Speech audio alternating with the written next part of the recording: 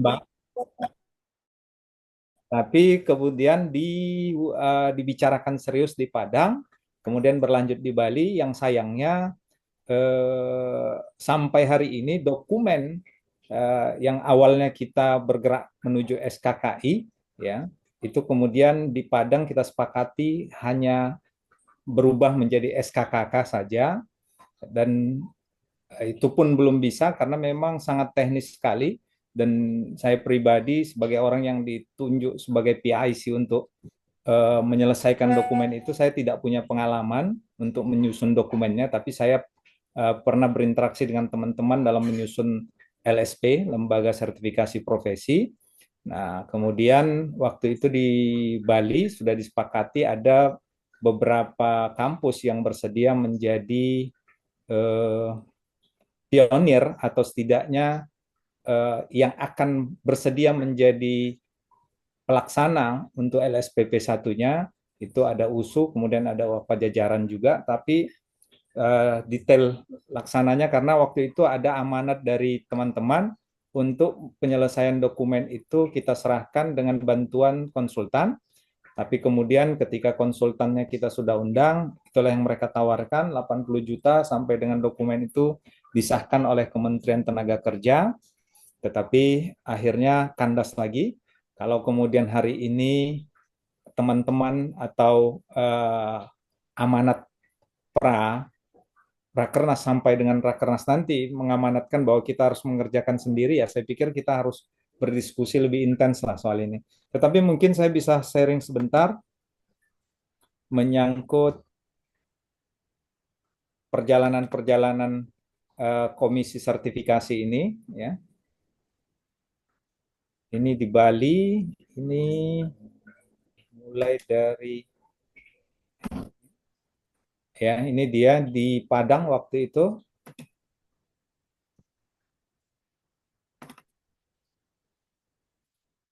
Mudah-mudahan sudah kelihatan.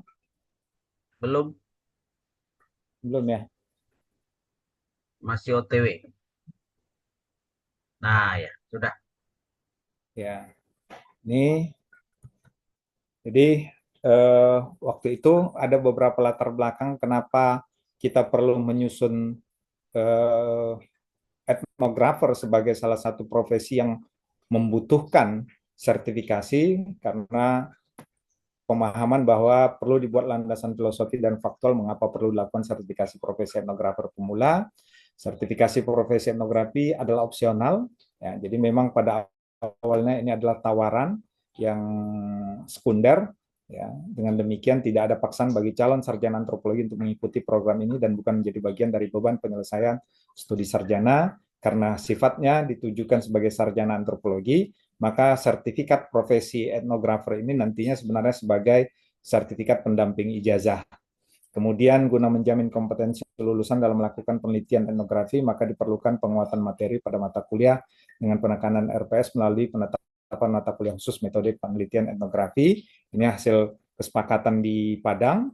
Kemudian ini tim penyusunnya waktu itu, ya. Masa kerjanya sampai dengan Desember 2023, tapi sekali lagi ini gagal, ya. Kemudian eh, apa yang menjadi pembagian kerja sampai dengan di Desember itu adalah untuk memperjelas kompetensi dari sertifikasi etnografi. Itu kita berharap pada Protas Rifin, kemudian mempertimbangkan kebijakan konversi skripsi menjadi karya atau prototipe. Sebaiknya kompetensi dari tersertifikasi etnografer diwajibkan pada mata kuliah metode penelitian etnografi, mempertimbangkan SKS ini dari Dr. Imam UI. Kemudian penyamaan nama mata kuliah menjadi metode penelitian kualitatif perlu dipertimbangkan bagi prodi yang telah mengesahkan kurikulum baru dengan nama mata kuliah metode penelitian antropologi. Ini Bu Asmarita UHO, ya. Kemudian sertifikat kompetensi dapat dikeluarkan dari universitas atau rektor. Contohnya UNAIR dengan poin-poin kompetensi yang harus dipenuhi. Untuk sertifikasi etnografer apa saja poin kompetensinya ini oleh Pak Pujio di UNAIR, tapi sekali lagi sampai hari ini mungkin karena kesibukan teman-teman dan lain sebagainya, saya juga memang lalai untuk menagihnya. Jadi ya seperti itulah kondisinya. Kemudian dipertegas lagi di Bali. Ini dia. di Bali. Mudah-mudahan sudah kelihatan. Belum. Belum, Bang. Iya, sebentar Mbak. Kok kayaknya agak lambat ini. Mungkin karena sudah tua Baik, perangkat apa yang tua perangkatnya? Atau orang perangkatnya. Ya, ini dia Komisi Sertifikasi dan Akreditasi di rapat kerja Ajasi di Bali tahun lalu. Itu kemudian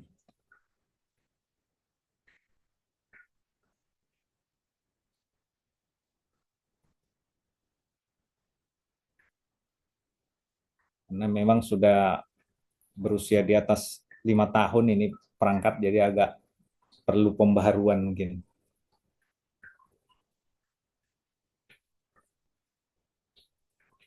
Aduh, masih mutar-mutar aja dia.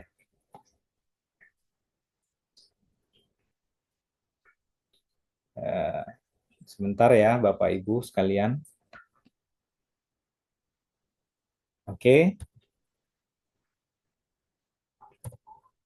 ini dia. Kemudian programnya ada tetap proses sertifikasi, draft kompetensi, universitas pelopor, kemudian laboratorium program studi antropologi, sertifikasi etnografer, kendala yang dihadapi, waktu dan kemampuan dalam menyusun dokumen yang kompleks dan tidak familiar, SKKNI, pencantuman kode unit kerja, unit kompetensi, dan lain sebagainya. Karena ternyata untuk unit-unit kompetensi itu kita harus sesuaikan dengan nomenklatur yang sudah dikeluarkan oleh Kementerian Tenaga Kerja. Kemudian solusinya waktu itu menggunakan jasa konsultan yang kompeten di bidang sertifikasi, biaya ditanggung bersama, dan ini sekali lagi karena memang biayanya tidak murah, itu kemudian akhirnya putus di tengah jalan, ya gantung lah. Kemudian Universitas Pelopor, USU, ini waktu itu belum juga kita detailkan tentang co-sharing pembiayaan dan co-sharing beban, jadi memang itu karena dokumennya belum ada, jadi tidak bisa diterapkan. Kalau kemudian dokumen itu disepakati pada akhirnya kemarin itu dibiayai, mungkin kita akan bicara dengan uh, universitas yang bersedia menjadi pilot project-nya. Tetapi karena memang dokumennya belum disepakati untuk diasisteni oleh konsultan, pada akhirnya kita mengambang. Kemudian soal laboratorium program studi antropologi ini yang sudah kita buat profilnya ya.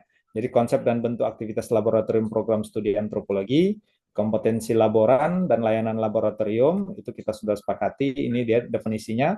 Laboratorium untuk program studi antropologi sebagai wadah yang dirancang dengan pendekatan yang memperhatikan profil lulusan berdasarkan kurikulum yang bertujuan mengembangkan kemampuan mahasiswa sebagai peneliti, perencana sosial, dan praktisi budaya yang terlibat langsung dengan masyarakat. Laboratorium ini juga menempatkan masyarakat sebagai subjek penelitian dan sumber data utama, menjadikan interaksi dengan komunitas sebagai inti dari pembelajaran. Secara operasional, laboratorium bisa berupa pertama ruang laboratorium dan atau masyarakat sebagai laboratorium living laboratory. Nah, kemudian kita jelaskan masing-masing ruang observasi lapangan virtual, fungsi laboratorium itu sebagai apa, ada sebagai ruang observasi lapangan virtual, ruang diskusi dan analisis data. Sebagai ruang observasi lapangan virtual, mahasiswa mengamati dan berinteraksi dengan komunitas dengan memanfaatkan video dokumenter, kebutuhan perlengkapan, kamera, video, voice recorder, drone, software, edit video dan analisis media visual, perangkat survei digital, GPS pemetaan, alat antropometri, server data, dan cloud. Kemudian ruang diskusinya dirancang untuk diskusi kolaboratif dan analisis data, hasil penelitian lapangan dilengkapi dengan perangkat lunak untuk analisis kualitatif seperti NVivo, Atlas TI, dan visualisasi data.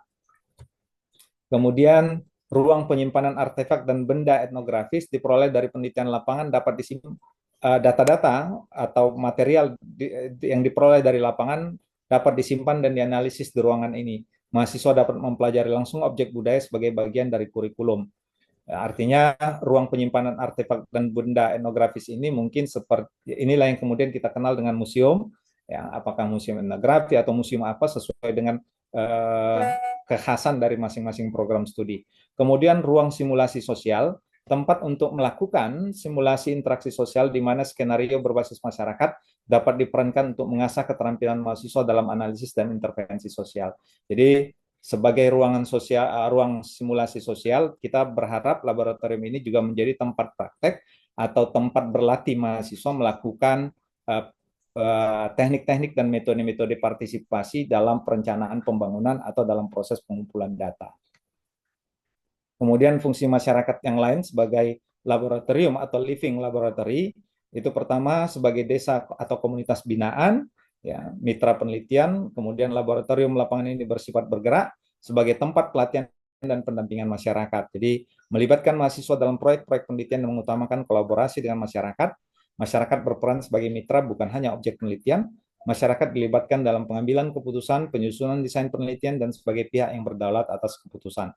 Kemudian mengadopsi pendekatan live-in atau long stay, mahasiswa tinggal di komunitas selama beberapa waktu untuk terlibat langsung dalam kehidupan masyarakat dan menghasilkan penelitian berbasis partisipatif. Kemudian yang ketiga, dalam bentuk pengabdian kepada masyarakat, laboratorium ini juga bisa menyediakan program pelatihan dan pendampingan untuk masyarakat dalam hal dokumentasi budaya, literasi digital, dan atau pengelolaan potensi lokal. Kemudian kompetensi laboran yang kita tuntut untuk disampaikan kemarin itu kepada Lamspak, bagaimana ada asosiasi antropologi berkontribusi adalah dari aspek manajerial, laboran itu harus punya kemampuan mengelola fasilitas dan peralatan laboratorium dengan efisien, mampu mengkoordinasikan kegiatan penelitian dan praktek lapangan, mampu membuat perencanaan dan jadwal penggunaan laboratorium secara terorganisir, dari kompetensi teknis bahwa laboran itu harus menguasai teknik audiovisual, perangkat perekaman, editing video, dan perangkat lunak analisis data. Kemampuan mengoperasikan perangkat digital untuk survei, pemetaan, dan alat antropometri, kemudian pemahaman tentang teknologi penyimpanan data seperti server dan cloud storage. Kompetensi laboran pengelola laboratorium lainnya itu adalah kemampuan penelitian lapangan. Jadi memiliki pengalaman dalam metode penelitian lapangan, khususnya yang berbasis etnografi, partisipatif, dan kolaboratif. Dapat membimbing mahasiswa dalam proses pengumpulan data, analisis dan pelaporan hasil penelitian, keterampilan komunikasi dan kolaborasi. Pengelola harus mampu bekerja sama dengan mahasiswa, dosen, dan masyarakat, menjembatani kepentingan akademis, masyarakat lokal, dan stakeholder. Kemudian memiliki kemampuan melatih mahasiswa dalam mengumpulkan data partisipatif, komunikasi dengan masyarakat, dan pengembangan skenario simulasi sosial. Kemudian berwawasan kebudayaan lokal, memiliki wawasan tentang komunitas dan budaya lokal untuk mendukung penelitian berbasis masyarakat, termasuk dalam konteks desa binaan, mitra masyarakat dalam proses pengumpulan data, analisis, dan pelaporan hasil penelitian. Dan ini bentuk-bentuk layanan yang harus disiapkan oleh laboratorium, dan semua dokumen-dokumen ini kita sudah serahkan ke asosiasi untuk diserahkan ke Lamspak. Oleh karena itu, bagian dari penyediaan manual soal laboratorium yang menjadi tugas komisi kita sudah selesai. Tetapi kemudian yang menjadi persoalan awal ketika saya coba searching tentang tahapan-tahapan penyusunan SKKI, ya, itu kemudian saya menemukan, saya sederhanakan dengan sebentar ini.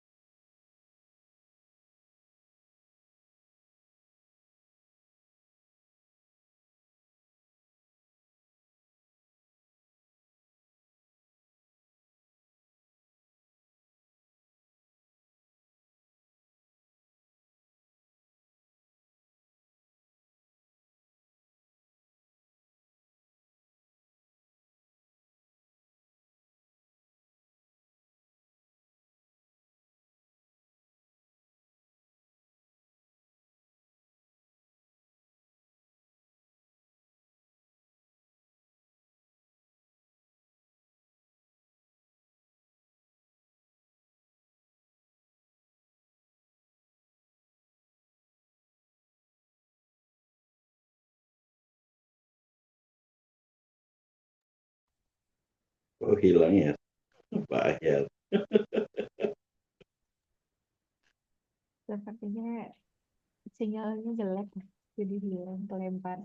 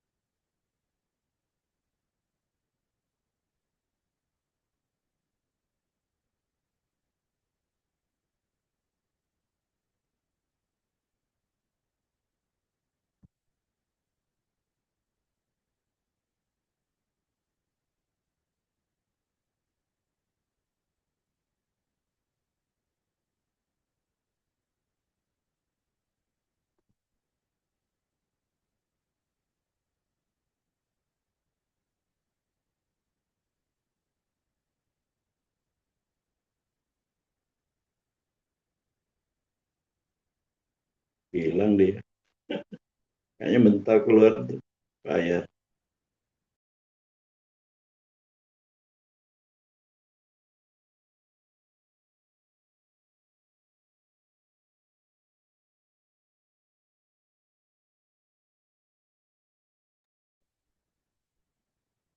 Salam kenal Pak Jun, Pak Junaidi. Salam kenal juga Prof. Luki. Saya kira tadi dari ULM, dari Tadulako Eh, ya? ye, ya udah. Oh, Ah, gitu, ya, ya, ya. Eh, di sana apa? Emang antropologi apa? Sosial atau budaya? larinya ke sosial. Oh, sosial juga. Oke, Ah, ya, ya. Tadulako siapa ya Tadulako? ikhtiar, Tiar ya. ikhtiar harta. Ada berapa dosen di sana? Sekarang sekitar 16-an. Wah, banyak juga ya. Banyak juga 16 ya. Kami di UNAN itu 18. 18. Kalau jumlah mahasiswanya berapa kalau setiap penerimaan mahasiswa barunya? Kemarin 100-an lebih, di bawah 150 banyak. Wih, banyak juga ya. Berarti dua kelas. Tiga jadinya. Tiga ya. Ya, Berarti daya tampungnya memang segitu. ya daya tampungnya se ya 3 kelas. Oh, gitu. Kalau kita stabil sih, kita ngajukan daya tampung 100, tapi eh, yang mendaftar tuh 92 gitu kan, nggak sampai 100. Iya, kayaknya kemarin 100, tapi ada kebijakan penambahan kuota jadinya 100 lebih. Tuh, Hmm, Bang Ahyar sudah masuk lagi. Monggo, Mas. so- Ah, bukan terpental ya. Ya, salam kenal buat Ibu Sulian, dari Unimed. Salam kenal Pak, apa nih namanya tadi? Pak Luki ya? Pak Luki Mohon apa Pak? maaf Pak? semuanya ya, Oh, saya saya, tiba-tiba terlempar. Aduh, ya Temannya, lanjut Pak Ahyar. ya sama-sama. Sik, Kita. temannya Bu Nopi Yasana ya, Bu Sulian. iya betul Pak. Kami dulu salam sama sama-sama. Nopi, Bu. Salam sama Nopi. Oh iya, sekarang Bu Nopinya sudah di Unan Pak. Tempat saya, Oh, di tempat saya. Di tempat Pak beda Luki sama sekarang. Luki ya. Udah pindah lagi ya. Iya betul Pak. Udah selesai S3 kemarin dia, Bu Sulian. Iya, alhamdulillah iya kita udah ini kok, udah berkabar, alhamdulillah sudah selesai. Ya Pak, Ya itulah. Insya Allah. Mana Pak Pak? Ahyar lanjut. Ya, ini sebentar saya lagi nyiapi Ya, dokumennya nih. siapkan lagi. Jap Sudah sekali memang. siapkan lah, Bang. Aduh, padahal udah disiapi, tiba-tiba terlempar lagi tadi. Si Fajri kemana tuh, Prof? Fajrin. Pak Jiri siapa nih Pak Jun? Iya, Fajri Andalas. Jadi Rahman. Iya Pak Jir Rahman. Iya. Mana dia tuh? Ada sibuk aja sendiri. Ah, Oke, terima kasih semuanya ya. Maaf, saya tadi baru gabung lagi setelah tadi terlempar keluar Zoom. Jadi saya coba searching-searching, ternyata memang proses tahapan penyusunan standar kerangka kualifikasi khusus untuk LSPP 1 itu, khusus untuk profesi etnografer itu relatif panjang. Pertama, pembentukan tim teknis, ini eh, menyusun dokumen dan lain sebagainya, dimulai dengan mengidentifikasi kebutuhan, analisis dan pemetaan kompetensi, perumusan deskriptor dan unit kompetensi, kemudian FGD atau validasi publik, revisi dokumen jika diperlukan, baru pengesahan oleh LSP. Kalau dirasa perlu untuk kemudian pengusulan ke BNSP, harus diusulkan untuk kemudian setelah jika mau dikembangkan dari SKKK ini kemudian menjadi SKKNI, itu memang harus diusulkan ke BNSP dan dimintakan SK kompetensinya ke Kementerian Tenaga Kerja. Kemudian setelah keluar pengesahan oleh LSPP 1, itu dilanjutkan dengan implementasi untuk sertifikasi dan review berkala. Nah, setelah saya bagi-bagi, ya saya coba sederhanakan. Tahapan pertama itu persiapan awal pra penyusunan, pembentukan tim teknis. Nah, sampai hari ini yang kemudian harus kalau hanya sekedar tim kerja, kita sudah ada memang di Ajasi, walaupun PIC-nya saya, tetapi sampai hari ini orang-orang yang terlibat di dalam penyusunan tim teknisnya itu masih sangat cair, tidak baku ya. Dan ini biasanya harus terdiri dari pakar materi utama, subject matter expert, diantaranya dosen senior antropologi, peneliti, praktisi profesi antropologi, konsultan budaya, peneliti pasar, heritage manager, dan lain sebagainya. Kemudian harus ada pakar yang kemudian bisa bertindak sebagai asesor sertifikasi.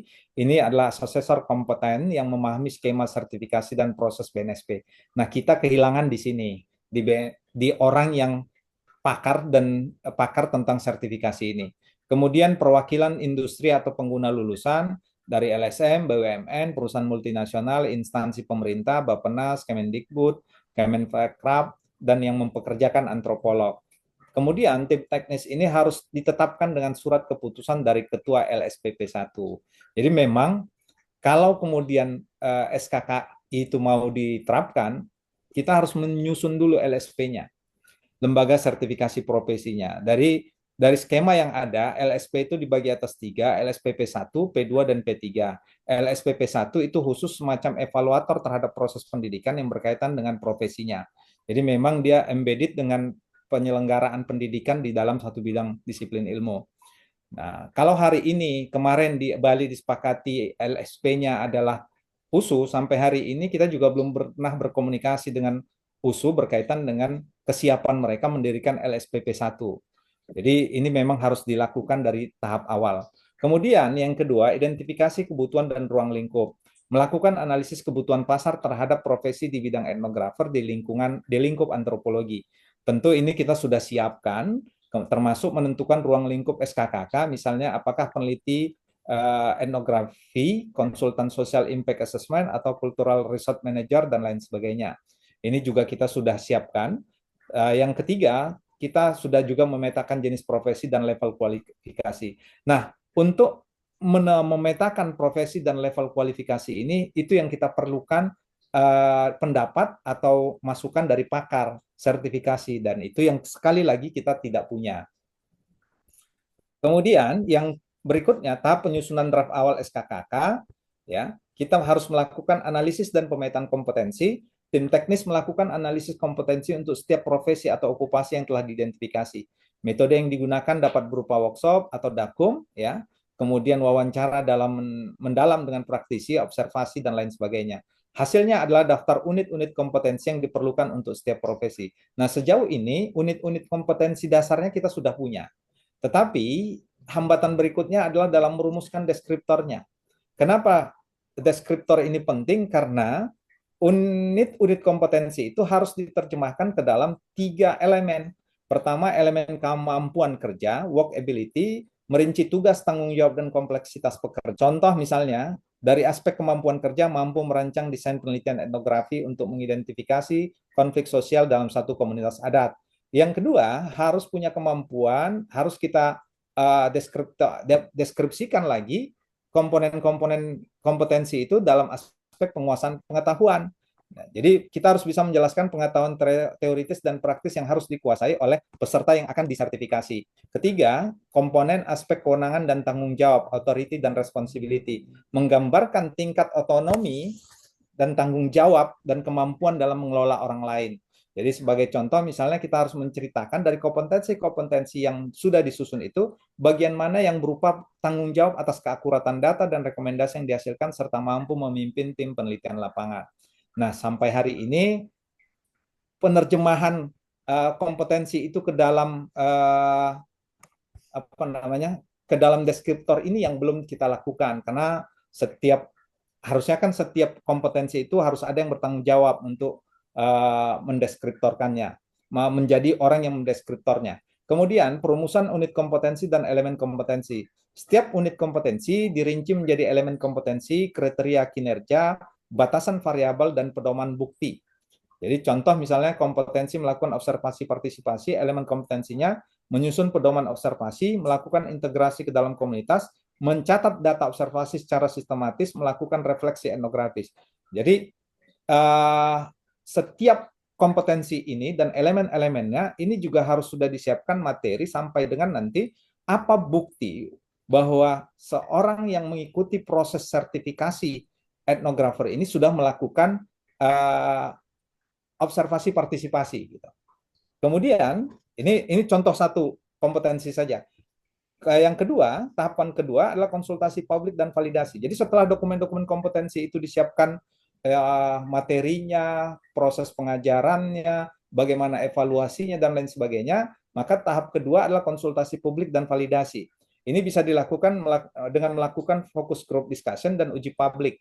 Draft SKKK dibahas dalam FGD yang melibatkan pemangku kepentingan luas atau stakeholder.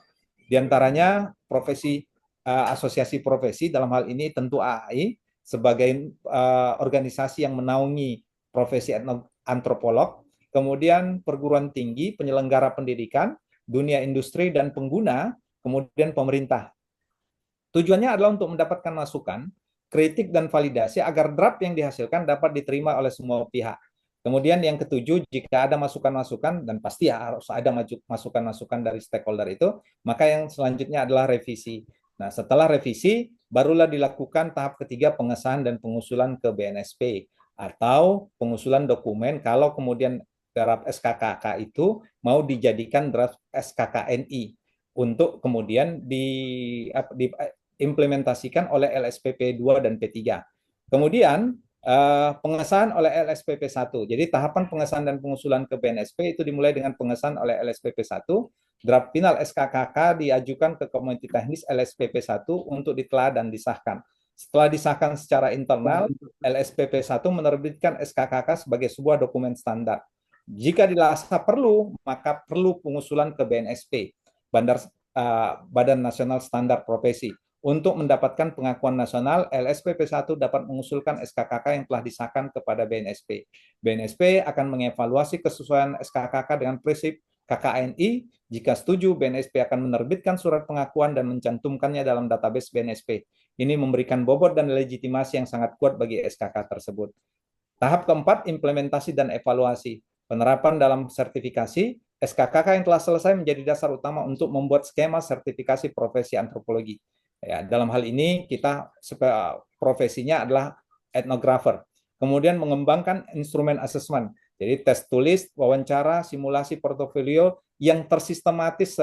Kalau hari ini tentu sistemnya harus online. Ya. Kemudian melaksanakan asesmen dan sertifikasi bagi calon profesional antropolog. Nah, dalam proses SKKK ini, ya, sebelum penerapannya tentu kita harus menyiapkan orang yang bertindak sebagai orang yang memiliki tanggung jawab sebagai sertifikator. Jadi semacam auditor atau orang yang punya legalisasi untuk melakukan sertifikasi. Jadi ini penerapannya. Jadi dalam penerapan sertifikasi ini kita juga harus menyiapkan Kalau di dalam sertifikasi itu apa namanya? Saya lupa. Audit, bukan auditor. Kalau dalam dunia borang itu saya lupa jadinya. Asesor. Asesor, betul. Jadi asesor. Jadi memang tugas terberat setelah semua dokumen disiapkan adalah membuat sistem termasuk menyiapkan asesornya. Nah, asesor ini kan orang yang harus juga menguasai dokumen-dokumen itu gitu. Jadi memang harus disiapkan juga pelatihan terhadap asesornya. Kemudian yang ke-11, review dan evaluasi berkala. SKKK bukan dokumen statis, LSP P1 wajib melakukan review berkala biasanya 3 sampai dengan 5 tahun dan ini harus dikaitkan dengan kurikulum yang menjadi target pelaksanaan sertifikasi ini. Yang terakhir review dilakukan untuk menyesuaikan dengan perkembangan ilmu pengetahuan, teknologi, dan kebutuhan industri yang sangat dinamis. Nah, jadi sampai hari ini dari 4 tahapan ini kita masih stagnan di tahap pertama dan itu malah di tahap 0 sebenarnya. Karena di tahap pembentukan tim teknis juga kita belum jelas LSP mana yang akan mengeluarkan SK-nya ini. Jadi kalau misalnya hari ini pengurus Ajasi menetapkan SK untuk menyusun tim teknis ini bisa saja. Tetapi nanti ketika kita mau mengajukan dokumen ini ke BNSP, yang diminta itu adalah LSP. Jadi SK dari LSP-nya. Jadi kalau tidak ada LSP yang bersedia menyelenggarakan sertifikasi ini, maka sebenarnya dokumen itu nggak akan berlaku gitu. Jadi sebenarnya itulah hambatan yang saya rasakan selama 2 tahun ini untuk menyiapkan sertifikasi profesi etnografer ini. Mungkin itu yang saya bisa pengantar soal sertifikasi etnografer ini. Silahkan Bapak Ibu jika ada yang mau didiskusikan, kita buka forumnya. Itu untuk sementara sebagai pengantar utang program kerja yang sudah berjalan 2 tahun dan sampai hari ini belum berjalan apapun gitu. Tapi dokumen-dokumen kompetensi umumnya kita sudah siapkan sampai dengan naskah awalnya itu sudah ada. Nanti saya akan share.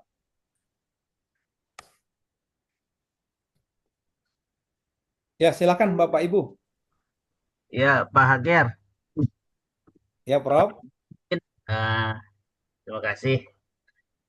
Mungkin ya ini terkait dengan apa sertifikasi etnografer ya. Jadi memang eh, ini kan sudah lama dua tahun ya berjalan. Eh, Mungkin saya perlu konfirmasi ke Pak Hakiar ya sebagai PIC dulu ya. Iya, benar. Ya, yang pertama eh, itu program yang bagus nih. Ya program apa dari kelembagaan yang sangat bagus gitu. Cuman kan memang eh, ini persoalannya di mana kalau bisa belum kita bisa laksanakan ya. Ya mungkin bisa bicara selama eh, ya mungkin saya tadi mungkin sudah dijelaskan tapi saya tidak kurang menyimak ya.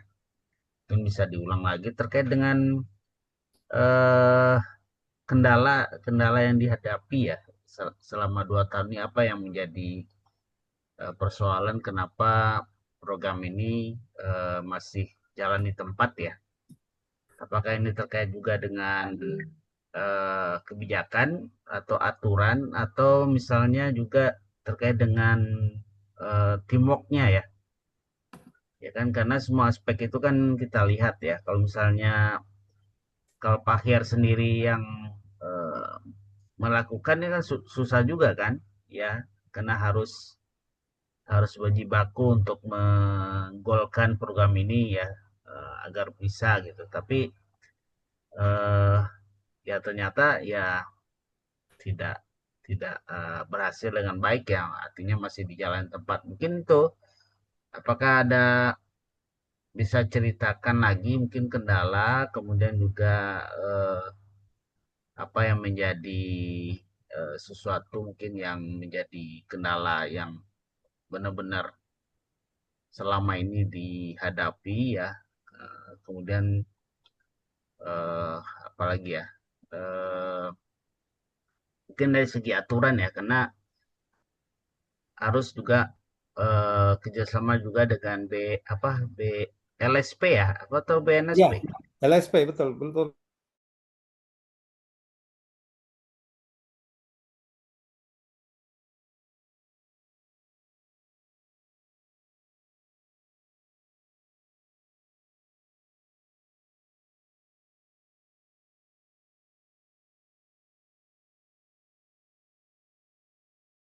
Ya, gitu. Nah, mungkin mungkin itu dulu Pak Ker, pengen dapat cerita nih, di mana selama 2 tahun nih. Kenapa? Karena ini program yang bagus menurut saya ya. Karena selama ini kan belum ada. Cuman saya sudah tahu sejak dari Padang itu kan sudah ada ininya programnya. Tapi sampai sekarang juga masih belum belum ada ya. Ya, Nah, eh, itu. terima kasih ya, Prof. Lucky.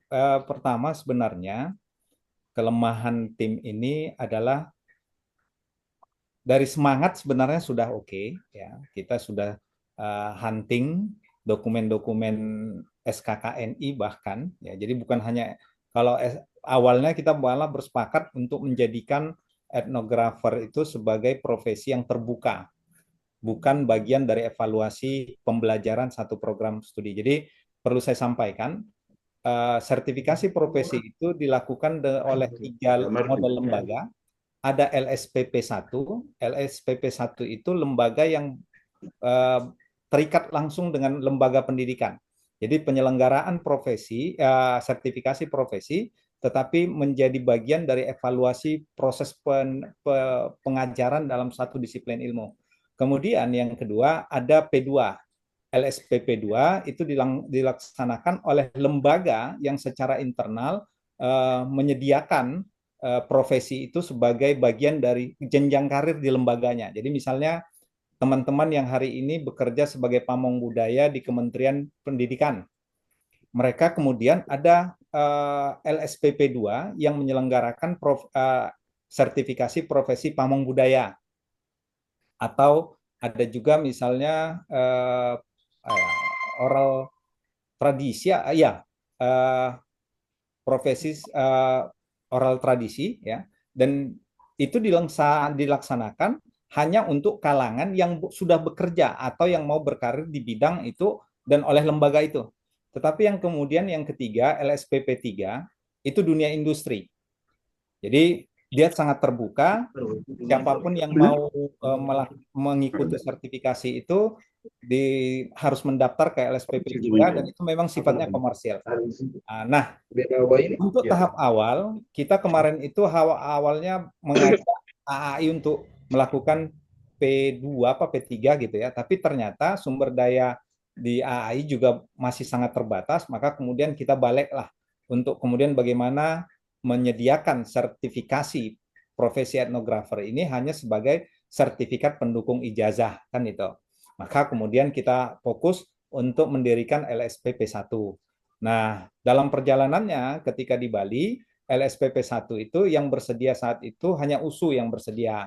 Tetapi kita lalai berbicara lebih lanjut, apakah LSPP 1 yang di USU itu sudah settle? Karena dia harus menjadi bagian yang diisahkan oleh rektor. Nah, jadi berdasarkan SK rektor itulah mereka bekerja menyusun SKKK. Jadi kalau kemudian rektor USU sudah mendirikan atau sudah memerintahkan harus ada pendirian LSPP 1 etnografer, maka ketua atau penanggung jawab LSPP 1 itu mengeluarkan SK teknis untuk tim teknis. Nah, dalam proses inilah sebenarnya kita harus berkolaborasi dengan Ajasi. Tetapi sayangnya memang karena proses dokumen awal yang kita susun untuk menyesuaikan dengan teknis dokumen pengajuan SKKK di Kementerian Tenaga Kerja dan BNSP itu kita lemah karena memang kita tidak menguasai teknisnya. Jadi yang saya bisa gambarkan, kompetensi itu nanti diterjemahkan ke dalam praktek-praktek yang sifatnya tutorial, pengajaran, dan praktek-praktek yang sifatnya pelatihan keterampilan. Nah, untuk masing-masing pengajaran itu dan keterampilan, itu kita harus merujuk pada nomenklatur yang sudah ditetapkan oleh kementerian. Nah, kelemahan kita mengakses kode-kode, karena setiap kompetensi itu sudah ada kodenya, kecuali ada kompetensi yang kita usulkan yang belum termasuk. Kode itu nanti kita sesuaikan. Tetapi untuk kode-kode yang sudah ada, kita pun tidak punya kemampuan menyusunnya, karena ini sangat teknis sekali. Nah, jadi kemarin itu kita sudah berkomunikasi dengan konsultan pendirian LSP. Mereka bilang memang itu sangat teknis, dan kalau orang tidak terbiasa memang akan bingung. Karena untuk sebagian dokumen, mereka macam punya template. Ya, jadi, kemampuan menyusun itu yang kita nggak punya. Ditambah dosen-dosen kita yang kita hunting tidak punya pengalaman yang intens untuk menyusun SKK. Kita secara pribadi memang pernahlah punya pengalaman bertemu dengan teman-teman yang pernah menyusun SKK NI, ya. Tetapi mereka bilang memang sampai dengan disahkan oleh kementerian atau BNSP untuk, karena kebetulan mereka menyusun SKK NI untuk P1 dan P3, itu minimal setidaknya paling cepat itu 1,5 tahun ke 2 tahun, dia bilang. Nah, jadi memang teknis menyusun dokumen itu yang kita tidak punya. Ditambah lagi, kita belum punya payung lembaga. Kalau hanya Ajasi yang menetapkan tim teknisnya, itu tidak bisa diakui. Karena penyelenggara pendidikan itu, kalau di LSPP 1 harus perguruan tinggi. Gitu. Jadi sampai hari ini, itulah yang kemudian menghambat, sehingga akhirnya ya terbenam dengan kesibukan masing-masing. Gitu. Itu yang saya bisa sampaikan, Prof. Luki.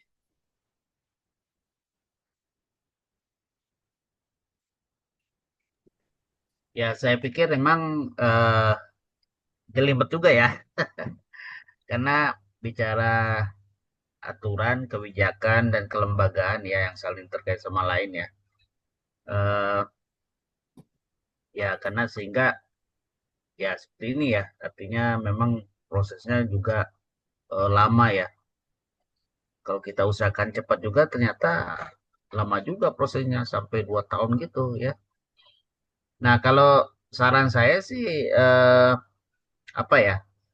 Kalau nanti tetap juga menjadi bagian dari program kita ya, program Enografer ini mungkin perlu eh, apa ya? Perlu kita cari eh, ya pertama solusi kan, solusi, kemudian juga eh, apa ya?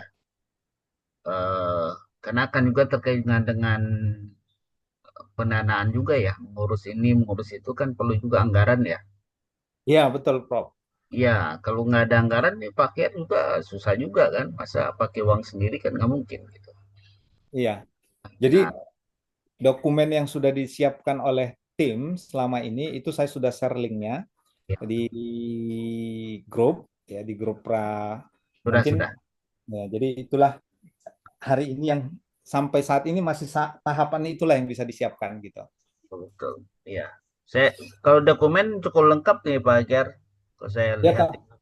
tapi belum sesuai dengan contoh minimal standar dokumen Iya, SKK-nya gitu, Prof.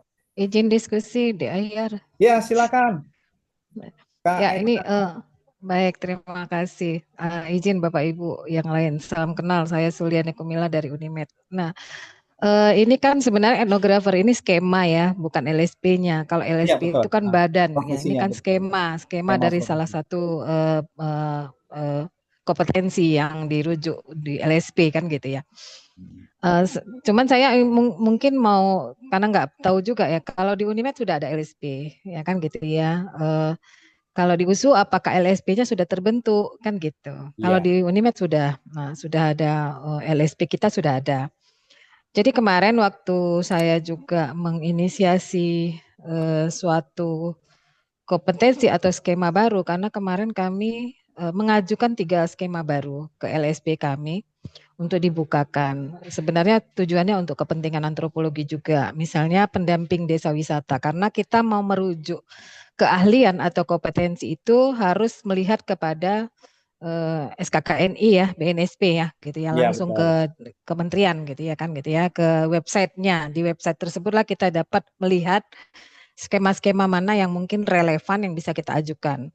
Nah, etnografer ini nggak ada, belum ada. Skema itu belum ada di Kementerian Ketenagakerjaan, belum terbaca sebagai skema resmi yang bisa ditawarkan sebagai untuk di LSP. Jadi memang sebenarnya ini PR-nya besar sekali kan gitu ya. Tetapi ini saya nggak tahu apakah bisa sampai ruang lingkup itu.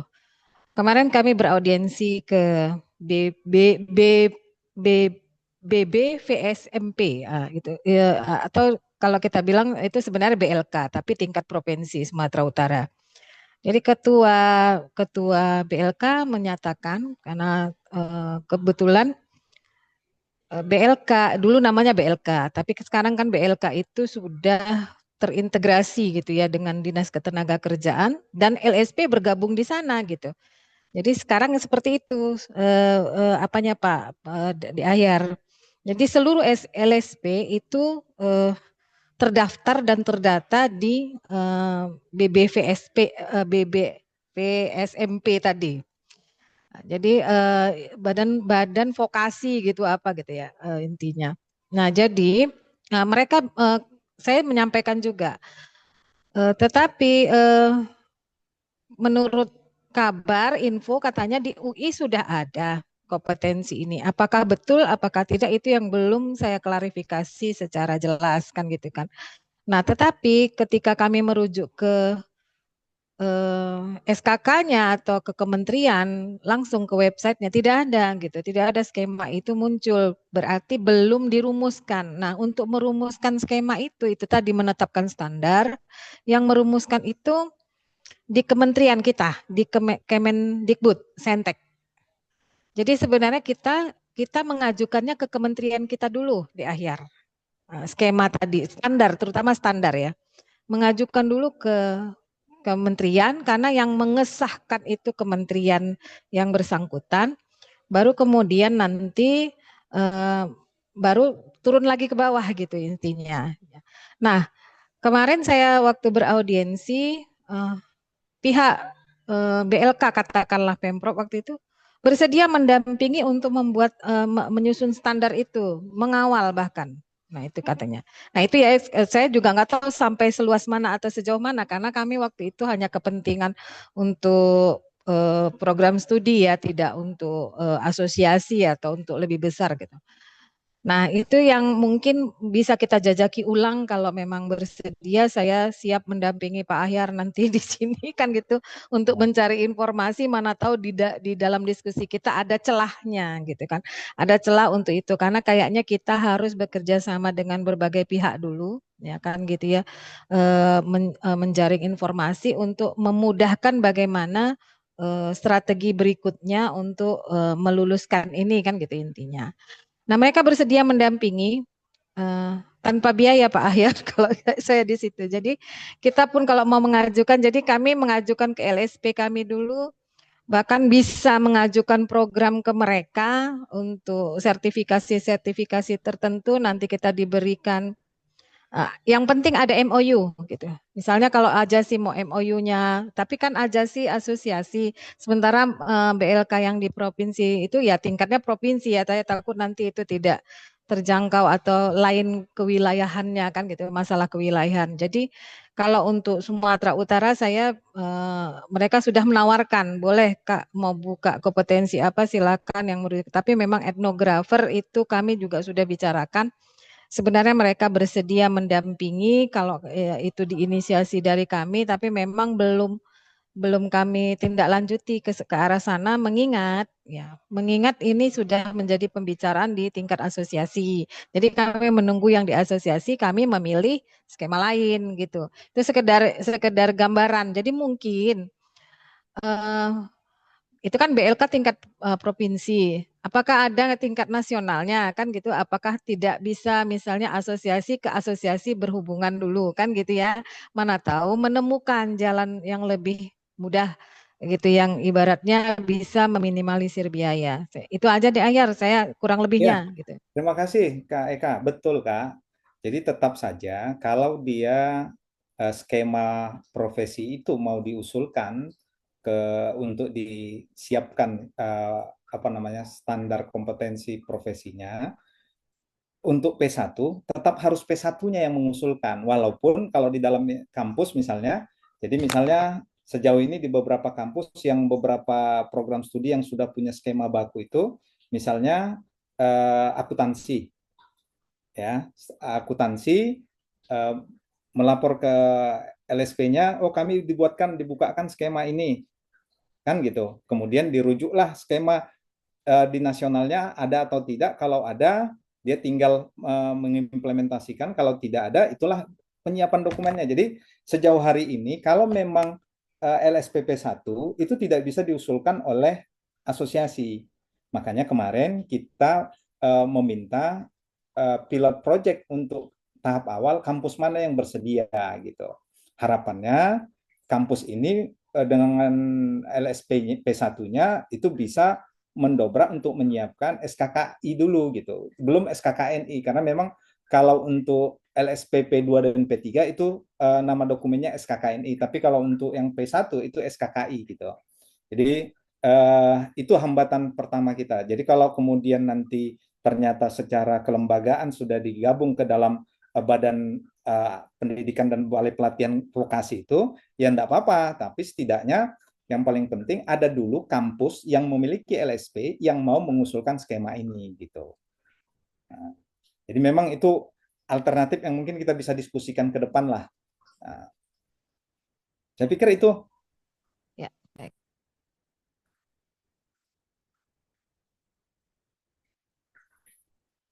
Bang Irfan, kira-kira gimana Bang? LSP di USU sudah ada kah Bang?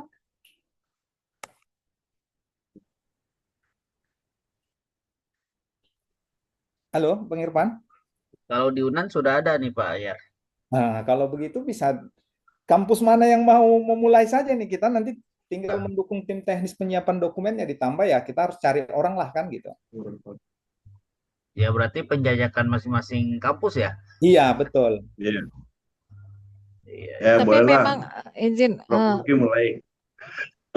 ya tapi memang ternyata orang-orang ahli itu kekurangan karena BBVMP itu juga sendiri mengakui bahwa mereka kekurangan. Eh, Sebenarnya kan gini ya, asesornya itu ya, asesor atau tenaga ahli yang memang sudah mumpuni atau sesuai dengan karakteristik yang diajukan itu langka gitu. Langka adanya. Jadi sebenarnya kalau saya rasa mungkin dimulai dengan pemetaan Pak Ahyar, pemetaan ada tokoh-tokoh apa yang sesuai dengan standar ini dari mana, dari kampus mana, itu kita punya dulu sehingga kita mungkin bisa eh, apa ya eh, katakanlah memberikan gambaran kepada mereka bahwa jika suatu saat dibutuhkan mereka siap gitu kan gitu. Karena gini, harus ada dulu nanti kalau LSP ini pun terbentuk berarti kan harus ada dulu yang mengikuti pelatihannya yang mungkin dari kita dari dosen kan gitu ya. Terus kemudian sementara instrukturnya itu yang harus juga ada. Nah, ketersediaan instruktur yang juga sesuai dengan kriteria lulusannya nanti gitu. Itu yang mungkin perlu dipetakan terlebih dahulu karena kita perlu nanti menjalin kerjasama dengan mereka agar mereka mau dijadikan instruktur atau diajukan ke LSP atau diajukan ke SKK-nya karena mereka akhirnya sebelum menjadi instruktur pun harus diuji juga dulu gitu intinya. Seperti itu saya tangkap dari proses yang disampaikan kepada kami gitu, Iya, Pak Ayat. betul. Betul, Kak. Jadi memang sebelum pengesahan skema itu ya untuk kemudian diuji diterapkan itu memang harus disiapkan sumber daya pengujinya dan itu yang bagian itu juga harus ada di dokumen itu. Jadi memang bayangan kami sebenarnya itu kan udah agak lama pengurus Ajasi meminta direktori kompetensi dosen sebenarnya. Jadi sebenarnya dalam rangka itu juga kita memetakan kompetensinya dan peminatan dan kepakarannya. Dan mudah-mudahan nanti begitu web kita launching, walaupun sebenarnya webnya sudah bisa diakses, tetapi ada fitur tentang direktori dosen yang masih kosong. Jadi mungkin salah satu yang bisa kita tawarkan dari program nanti di rapat kerja nasional adalah harus lengkap direktori dosen dari masing-masing program studi antropologi di Indonesia. Kan itu satulah untuk memetakan kompetensi tadi. Nah, pertanyaan berikutnya, apakah kemudian kalau kemarin di Bali USU bersedia menjadi pilot project, tapi kemudian kita, kalau setahu saya sih sebenarnya LSP di USU belum tersedia, tapi saya nggak tahu mungkin ya. Nah, karena Pak Irfan dari tadi kita tanya belum respon, mungkin Pak Irfan lagi sholat dan lain sebagainya. Tinggal kalau begitu, apakah ada kampus-kampus lain yang lebih siap secara infrastruktur, termasuk finansial dan kelengkapan lembaganya tadi gitu. Berarti kan ini tinggal alternatif memperbanyak pilot project. Kalau sebelumnya hanya USU dan Pajajaran, hari ini mungkin ada kampus lain yang berminat, nanti kita usulkan di rapat kerja kan gitu. Tentu dengan pertimbangan bahwa infrastruktur LSP di kampusnya sudah ready. Kan begitu, Bapak Ibu sekalian? Ya, saya kira gitu Pak Ayat. Izin Bang Ahyar. Ya, silakan Mbak Alif. Untuk Udayana punya LSP. Kebetulan sebulan yang lalu dekan kami, dekan FIB ini kita sekarang di FIB lagi getol mau bikin ini, apa namanya, kompetensi in-house gitu. Gitu. Nah, kalau memang dan di Fakultas Ilmu Budaya, cuma kita kalau antropologi yang di UNUD itu kan antropologinya antropologi budaya titlenya. Meskipun kemarin kan kesepakatan kita waktu Rakernas yang di Bali itu kita mau apa namanya, nama itu antropologi aja gitu. Ini belum Ya, belum betul. belum belum kita ini kan ya. Tetapi yang jelas kita itu di FIB itu ada 14 asesor tradisi lisan, terus tradisi lisan tuh ada 4 kalau nggak salah, terus ada tapi lebih arahnya ini lebih ke ini Bang Ahyar. Karena antropologinya belum ini ya, lebih ke Ya, tradisi lisan, terus apa namanya, kurator yang ya. seperti itu, yang di non bahasanya, yang di bahasanya malah lebih banyak lagi seperti itu. Nah nanti mungkin seperti tadi saran dari Ibu Sulian ya, salam kenal Ibu. eh Mungkin perlu diidentifikasi lagi kemarin yang bersedia kan dari USU dan UNPAD ya. Mungkin nanti dari UNUD siap sih kalau terkait dengan labnya karena kami punya apa ya, punya beberapa desa kajian yang bisa kita gunakan untuk ini apa namanya, untuk kegiatan misalkan untuk kaitannya dengan kompetensi ini seperti itu. Kaitan dengan lab tuh kami sudah ada lah seperti itu Bang Ahyar. Oke, Aja kalau sih. begitu, untuk tawaran pilot projectnya kita perbesar saja, jadi tidak lagi dibatasi pada usul, tetapi kampus mana yang bersiap untuk kemudian nanti kita diskusi dengan tim yang sudah akan dibentuk oleh Ajasi untuk mendiskusikan dengan kesiapan masing-masing kampus. Saya pikir itu langkah praktis yang tahap awal bisa kita lakukan untuk menyusun SKKI etnografer ini. Cocok, Bapak Ibu sekalian? Pakat. Boleh, boleh, boleh. Kalau begitu soal etnografer ini sudah selesai, tapi kemudian ada beberapa catatan yang tadi diskusikan itu berkaitan dengan pertama, kalau tadi yang saya juga lemparkan tadi itu berkaitan dengan kompetensi lulusan secara nasional. Tentu harus dimulai dari kalau etnografer mungkin menjadi nomenklatur profil lulusan yang paling umum lah.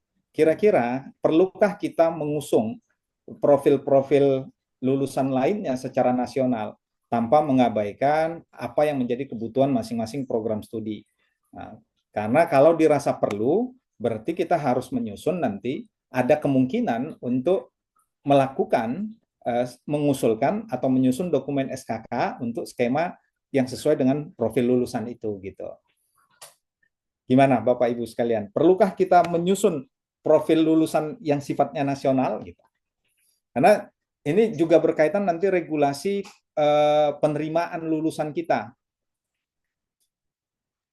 Izin Bang Ahyar. Ya, silakan Mbak Sepertinya Lip. itu perlu Bang Ahyar dan itu kan kemarin sudah kita sepakati waktu di Bali, Rakernas yang di Bali. Itu bidangnya komisi kurikulum. Dari kurikulum itulah nanti kita drop di komisi kita gitu. Ya, Nah, tadi kembali ke saran dari Prof. Luki dan seperti yang sudah disampaikan oleh Bang Akhyar, apa nggak sebaiknya kita bikin tim yang itu yang tidak bergonta-ganti lagi gitu loh orang-orangnya itu sehingga nanti perkembangannya itu bisa terpantau linier gitu loh nggak ya, kemarin kan sekarang Mbak Lintang nggak ada dulu kemarin yang di Bali kan ada Mbak Lintang tuh ya benar sekarang nggak benar. ikut lagi seperti itu jadi kita bikin satu tim inti eh, Bang Akia atau siapalah di situ yang memang benar-benar nangani hal ini supaya nggak ganti-ganti orang lagi nanti bingung lagi kita Ya, mulai dari nol lagi seperti betul. itu.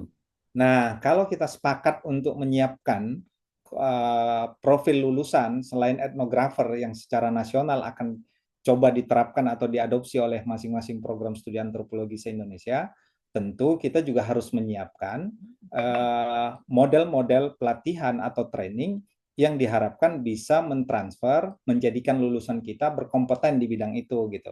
Nah, jadi kemarin ada wacana dari Teh Ketua coba didiskusikan di sertifikasi itu pelatihan-pelatihan yang secara nasional mungkin bisa melibatkan mahasiswa terutama kalau hari ini dengan sistem daring untuk kemudian mendorong mahasiswa ini punya kompetensi di bidang keantropologian gitu. Kalau di kami sebenarnya udah beberapa tahun kami melatih ada satu mata kuliah yang berkaitan dengan metode dan teknik fasilitasi. Ini diperuntukkan untuk mereka lulusan-lulusan yang diharapkan bisa bergerak di dalam bidang pengembangan atau pemberdayaan masyarakat gitu. Tapi kan itu di kami yang kalau kemudian dalam skala ada dalam rujukan skala nasional oleh asosiasi tentu akan lebih enak menyatakannya di dalam kurikulum gitu sesuai dengan kesepakatan asosiasi atau keputusan asosiasi bla bla bla gitu. Karena kalau sekarang ini kan kita masih bermain dengan analisis program studi masing-masing gitu. Tidak ada rujukan secara nasional. Kalau tadi kita sepakat ada profil lulusan secara nasional, kompetensinya ini, maka pelatihan atau mata kuliah yang harus mendukung itu bisa kita munculkan gitu. Nah, untuk tahap awal bagi saya sebenarnya ini kan tawaran ya.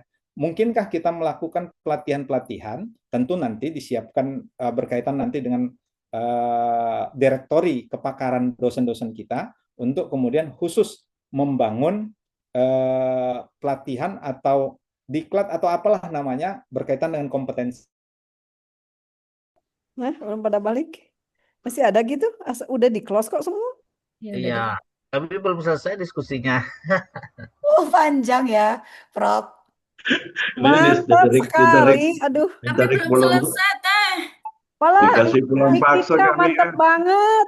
Tetapi Mantap. Lagi sudah ada ininya, sudah ada kesimpulan sudah. ya simpulkan Oke. Bang Ahyar tadi itu nggak ada Kita, kesimpulannya. Oke. kita mau mulai aja kali Mbak Dana sama tadi Iya, penyampaian apa nanti yang akan dikerjakan di Banjarmasin per komisi. baik teh. Baik Bapak Ibu, Assalamualaikum warahmatullahi wabarakatuh. Waalaikumsalam. Ya, tetap semangat. Sudah apa ya? Sudah sore kali ya di tempatnya Mbak Alif. Jadi kita sudah sampai pada pemaparan dari masing-masing komisi ya Teh. Ya. Nah, langsung saja kita mendiskusikan kembali. Sepertinya untuk menghemat waktu, waktu tinggal setengah jam sesuai janji kita. Langsung saja kepada komisi kurikulum Teh untuk memaparkan. Oh, ada Mas Arif. Sudah siap Mas Arif, silakan. Mas Arif mana? Oh, ini ada.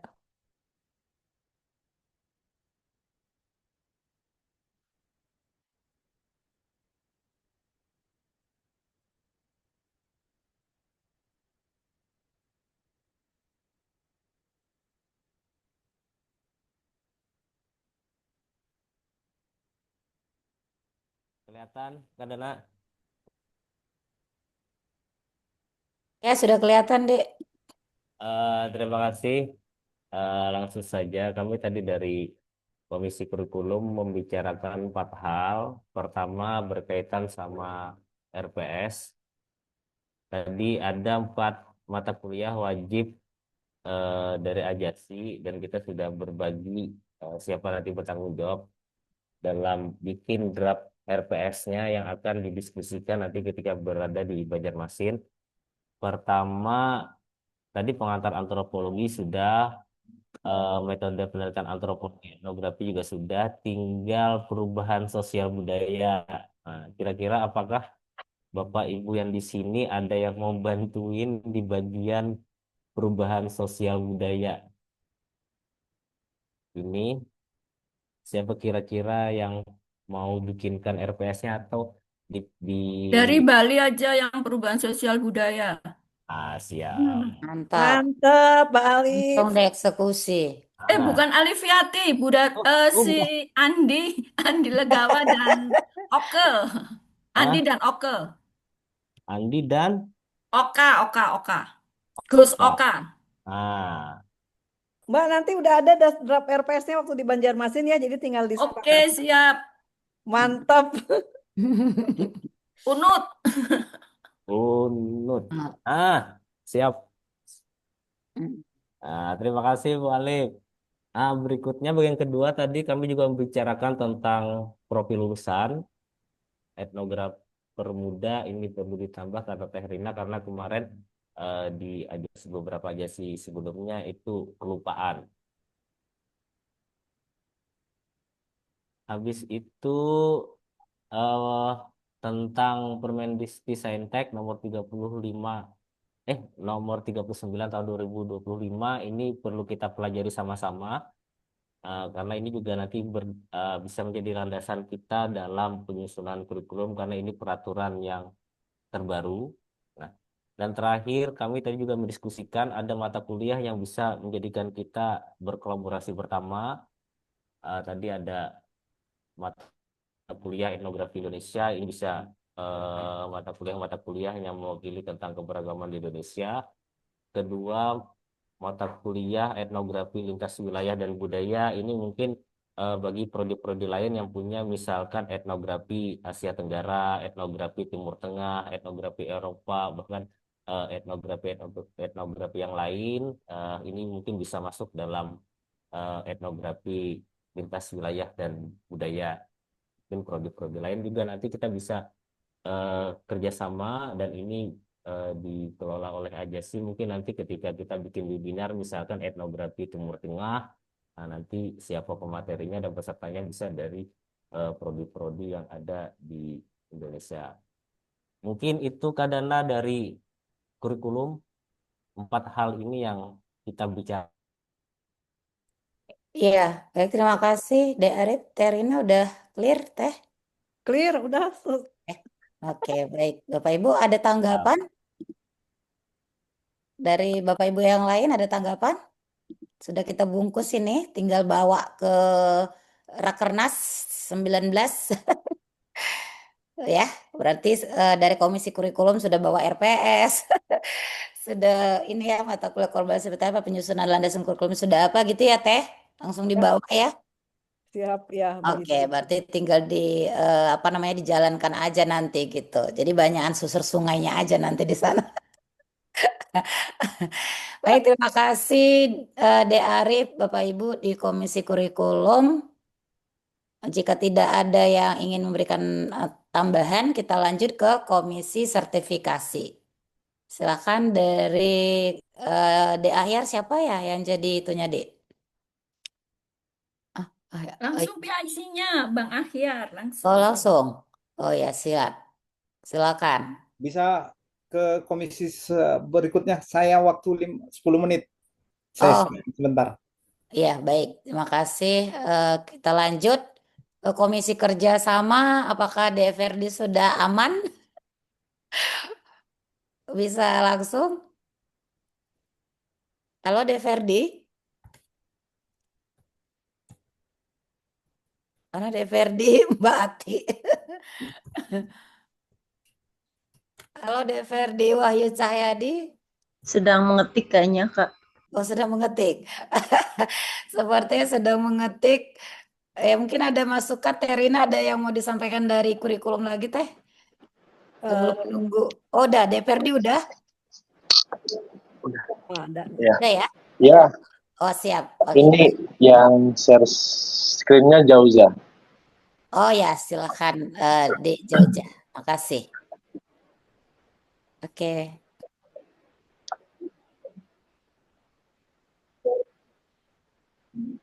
OTW. Sambil Iya, masih loading. sambil diketik yang nama-nama tadi. Iya. Ya. Ya.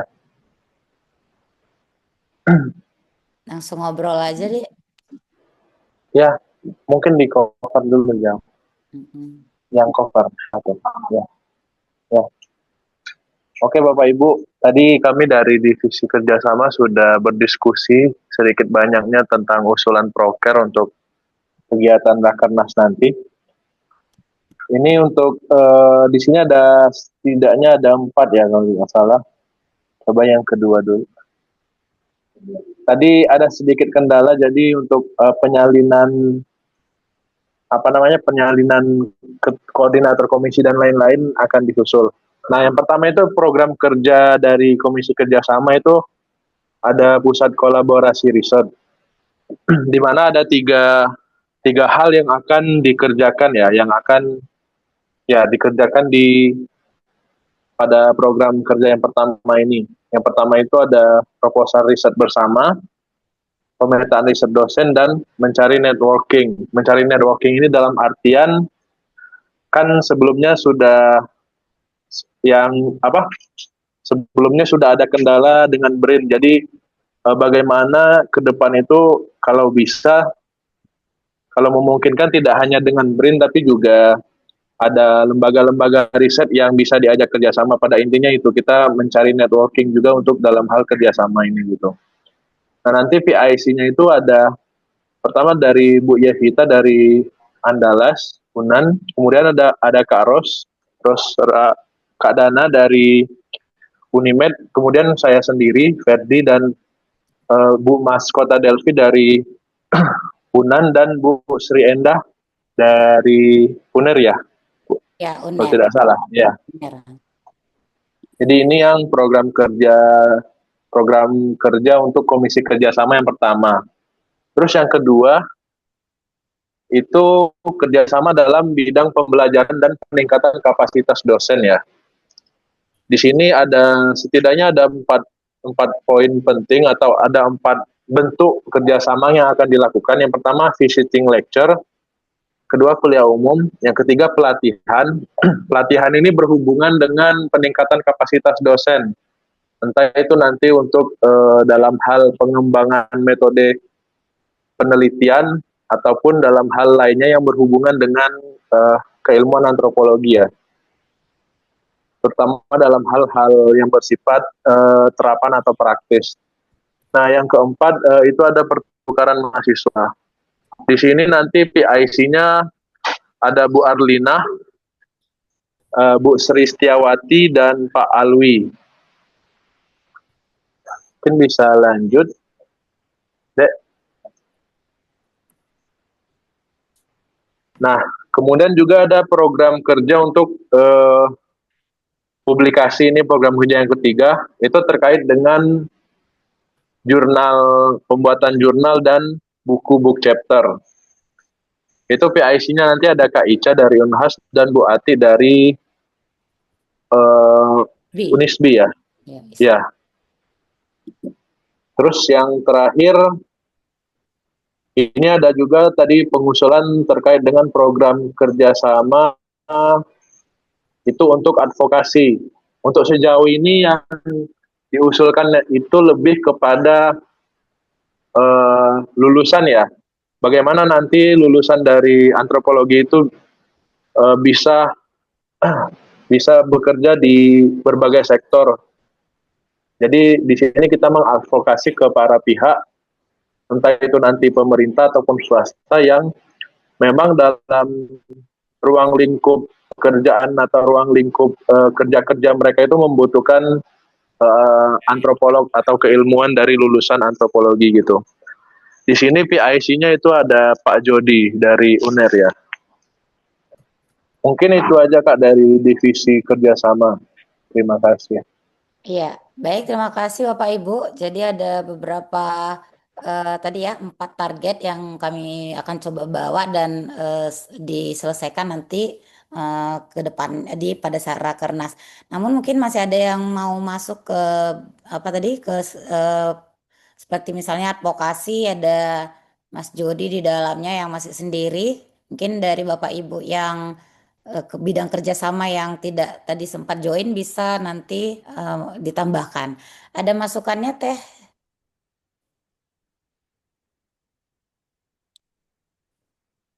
Oh iya, cukup kayaknya Mbak Dana.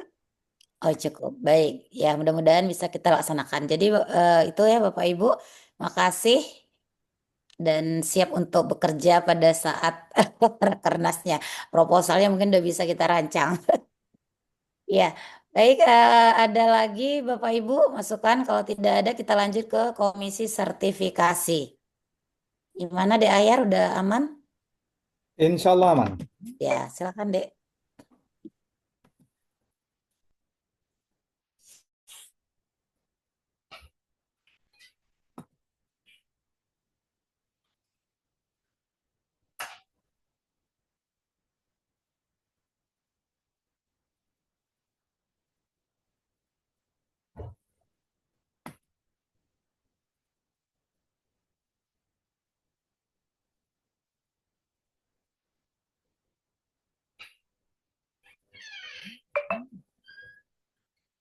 Udah kelihatan? Udah Dek. Oke, tadi kami agak lama itu di soal flashback. Kenapa profesi sertifikasi ini belum berhasil disusun dokumen pendukungnya? Dan saya flashback dari awalnya di Bandung, kemudian dipertegas di Padang, sampai kemudian dilanjutkan di Bali. Ya, semua dokumen-dokumennya saya sudah ceritakan. Sampai kemudian kami sepakat bahwa kelanjutan dokumen pendukung sertifikasi profesi itu tetap harus dilakukan. Pertama, karena profesi etnografer ini kalau nanti menjadi skema yang disertifikasi harus tersedia asesornya, maka untuk menjamin ketersediaan asesor itu perlu dilakukan. Jadi direktori dosen dan kepakaran dosen antropologi itu harus disiapkan. Karena untuk memudahkan diskusi dengan siapa, karena ini berkaitan dengan kepakaran. Jadi itu yang pertama. Jadi memang kesiapan web untuk menyiapkan fitur direktori dosen dan kepakarannya itu menjadi penting untuk diisi. Jadi bukan hanya sekedar fiturnya doang, tapi tidak berisi. Oleh karena itu saya berharap nanti di di Rakernas nanti semua dosen, semua kaprodi sudah harus membuat atau membawa soft file kalau bisa, biar langsung diupload di web kita berkaitan dengan identitas dan kepakaran atau CV lah, paling tidak dari masing-masing dosen yang ada di prodi masing-masing. Kemudian yang kedua, kami sepakat bahwa list kampus yang bersedia mengimplementasikan skema etnografer ini, kalau sebelumnya hanya USU dan Pajajaran, itu kemudian harus diperbanyak. Kenapa? Karena memang salah satu syarat dari pengusulan skema ini adalah harus adanya LSP. Jadi tadi sudah ada beberapa kampus yang menyatakan LSP di kampusnya sudah tersedia, tinggal nanti mendiskusikan. Karena ternyata syarat untuk mengajukan dokumen SKK itu adalah LSP yang mengusulkan. Jadi kalau LSP tidak ada, tentu nggak bisa mengusulkan. Karena dia bagian dari proses semacam evaluasi program pendidikan yang dilaksanakan. Karena ini kita melaksanakan, dilakukan oleh LSPP 1. Jadi tadi USU kemudian nanti akan perlu dipertegas, kalau ternyata sudah ada LSP-nya akan lebih baik, kalau ternyata belum, tentu kita harus berpikir untuk mendorong kampus-kampus seperti UNAN, UNUT, dan lain-lain yang sudah menyatakan bersedia. Tinggal kalau kemudian LSP di masing-masing kampus sudah ada, tentu nanti sesuai dengan regulasinya, LSP ini harus membentuk tim teknis yang ter-SK-kan. Nah, tim teknis inilah nanti yang harus berkomunikasi dengan Ajasi untuk menyiapkan dokumen ini. Jadi perlu diskusi lebih lanjut soal kesiapan LSPP 1 di masing-masing PTN. Nah, yang kami belum sampai diskusikan adalah PIC. Dan tadi salah satu saran dari teman-teman di divisi sertifikasi, kalau bisa pihak atau orang-orang yang terlibat dalam penyusunan dokumen sertifikasi ini permanen, jangan cair gitu. Jadi kalau boleh ada PIC permanen yang bersedia. Dan itu kami belum putuskan siapa tadi karena tiba-tiba langsung bubaran gitu, di break roomnya langsung diapai. Nah itu yang pertama. Yang kedua tadi juga saya sudah sampaikan ke teman-teman, tapi ini di ujung sekali perlu kesepakatan nomenklatur profil lulusan nasional program studi antropologi. Kalau misalnya kita sudah bersiap menyiapkan SKK etnografer, tentu profil lulusan nasionalnya salah satunya adalah etnografer. Tapi apakah hanya cukup etnografer? Itu belum juga tadi sempat didiskusikan, tapi setidaknya memang ada wacana seperti di Bali juga disepakati ada beberapa nomenklatur yang lain. Tapi untuk mendukung profil lulusan itu, maka didukung juga perlu dipikirkan untuk melaksanakan pelatihan terkait kompetensi yang bisa dikelola oleh Ajasi. Jadi misalnya tadi saya masih cerita tentang kasus di kampus kami, salah satu profil lulusannya adalah fasilitator pengembangan masyarakat. Maka sejak tahun 2021 kita sudah menyiapkan, walaupun terintegrasi dengan mata kuliah, nama mata kuliah metode dan teknik partisipasi, tetapi kita selalu mengundang fasilitator-fasilitator atau instruktur yang melatih mahasiswa kita yang mengambil mata kuliah itu untuk ikut pelatihan metode dan teknik partisipasi. Nah, belum sempat tadi cerita kampus-kampus yang lain, itu tadi.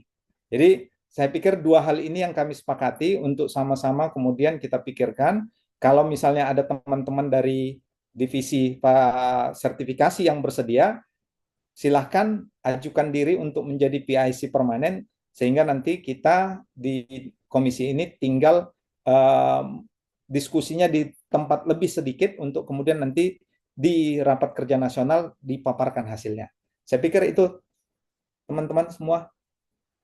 Kalau ada yang mau ditambahkan dari yang saya sampaikan, mana tahu saya kelupaan, silakan Bapak Ibu dari Komisi Akreditasi sertifikasi.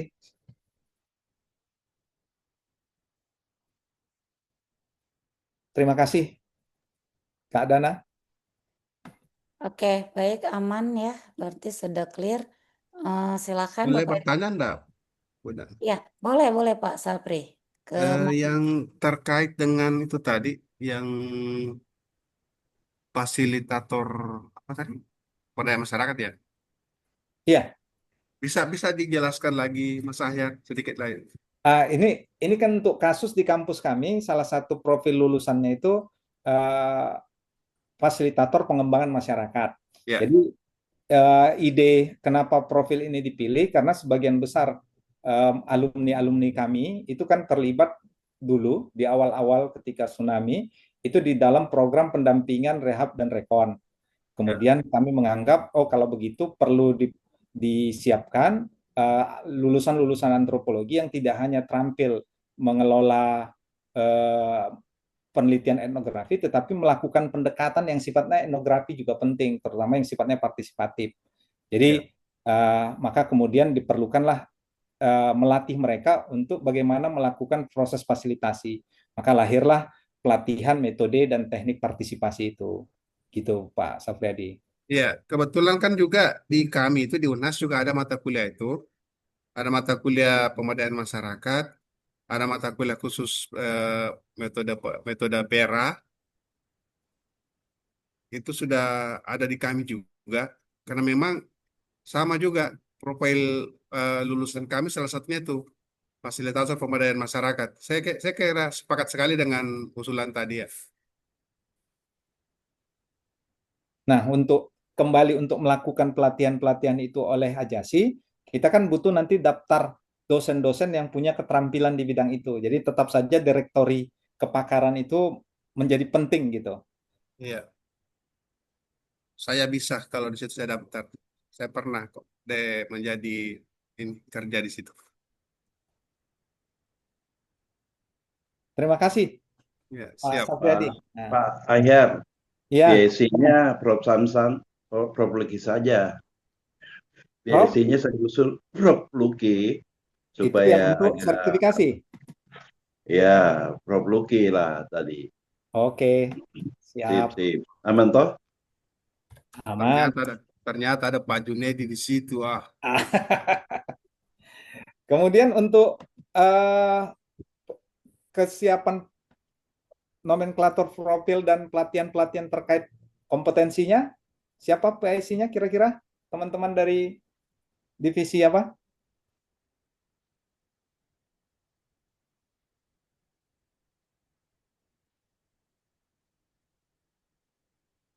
Kalau Mbak Alif, gimana Mbak Alif?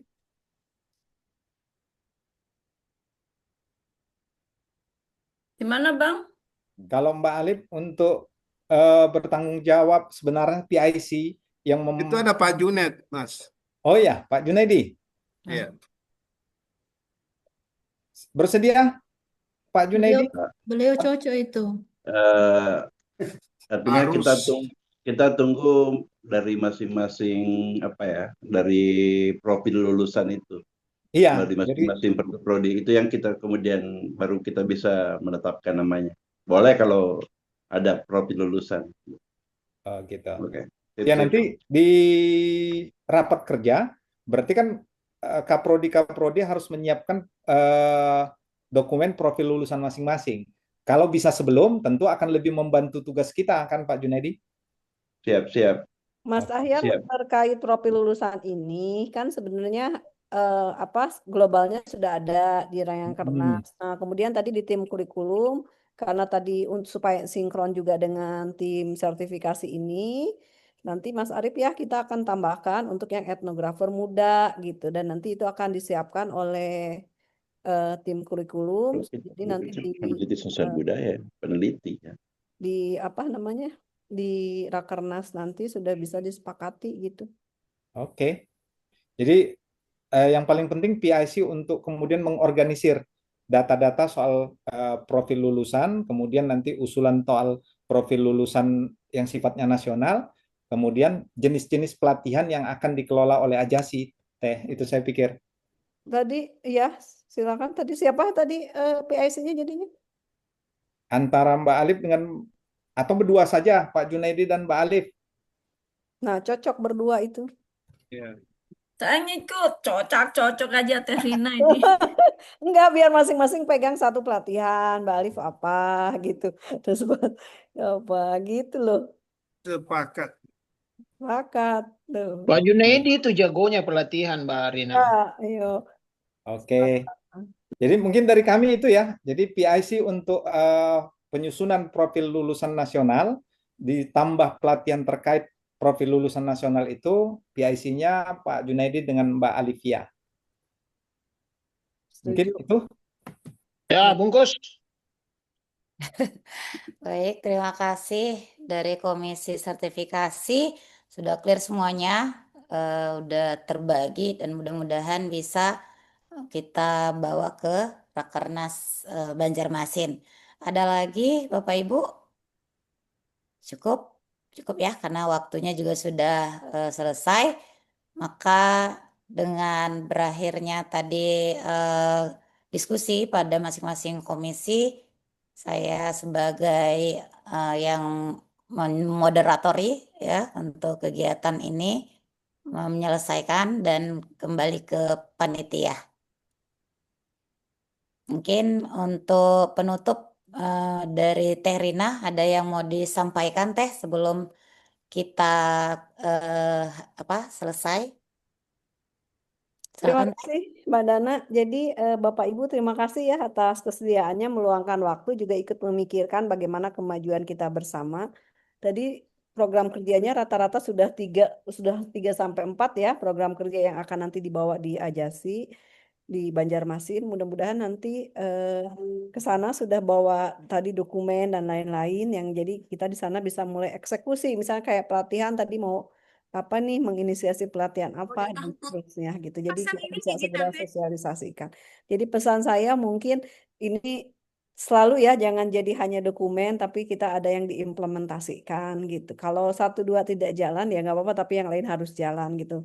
Itu dan saya juga berharap berkelanjutan karena ada gejala ketika ganti apa namanya tim atau utusan atau wakil yang di Rakernas eh, yang sebelum-sebelumnya belum tersosialisasikan kepada yang baru ini gitu. Jadi mungkin ya saya titipkan supaya dari kita yang Rakernas 1, 2, 3 sampai nanti 4 semuanya terdokumentasikan dengan baik dan siapapun sih sebenarnya di antara kita yang jadi kaprodi atau kadepnya punya pengetahuan yang relatif sama tentang hasil-hasil Rakernas ini sehingga bisa jalan dan bisa terus maju gitu. Tidak ada universitas yang mungkin belum tersosialisasikan dan sebagainya. Itu sih Mbak Dana sedikit dari saya sebagai kata akhir. Semangat Bapak Ibu dan terima kasih atas dedikasinya.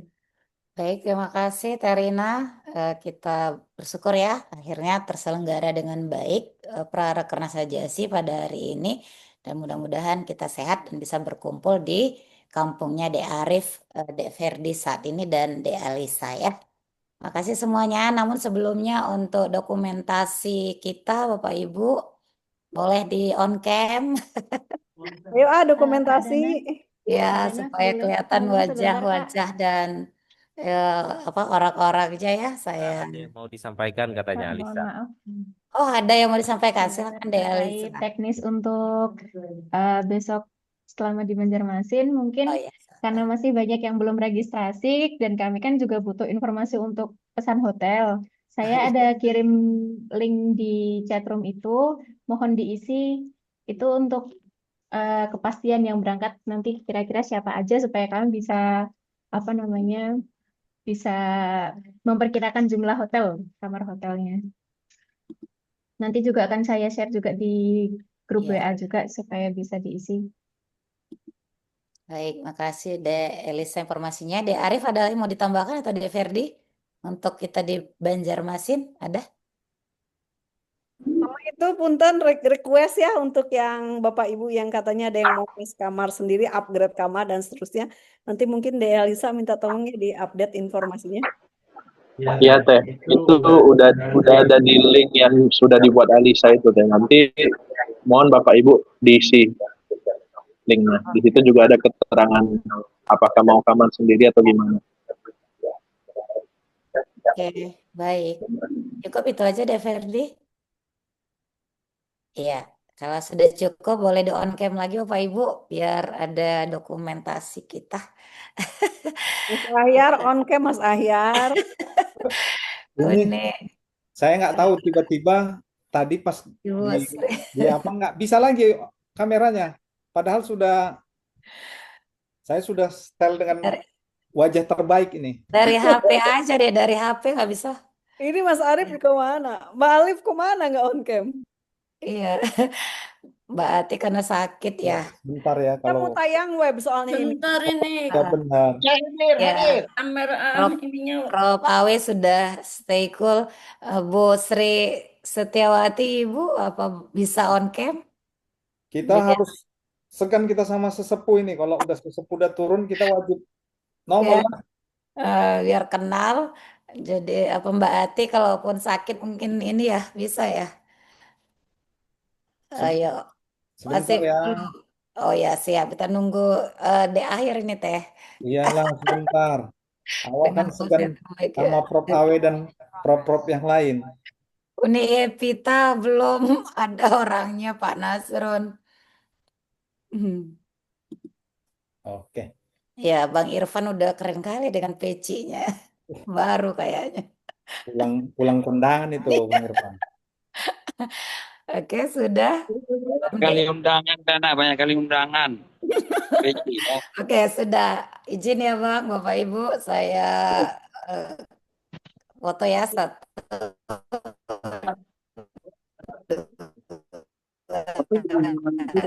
Pada yang di empat sama yang tiga. Ya. Yang di Wanda. Yang empat itu orang berapa kali? Ada yang nyaman nih. Hah? Ada tempat yang nyaman lagi satu lagi. Mana? Merauke. Hah?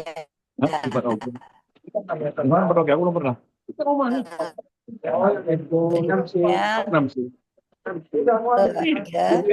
Anak maunya udah. Iya. Oh, Makasih. rumah ini diceritain nih, Ya. cerita si Hendra Oke, punya. sekali lagi. Ini kan si Hendra punya. Baik. Ya, Nah, dah.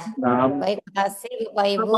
Demikian acara pilihan kita itu. sudah ditutup juga oleh Teh Rina. Tapi hari ini dia pas Ya, sampai ketemu di itu dokumen Banjarmasin dengan program yang sudah kita bawa. Saya mohon maaf jika ada hal-hal yang pada hari ini kurang berkenan dan mudah-mudahan sehat semua bagi yang hari ini sakit. Mudah-mudahan segera sembuh. Makasih. Assalamualaikum warahmatullahi wabarakatuh. Mauliyate Godang, Oras, sampai ketemu lagi. Selamat sore. Kembali ke panitia.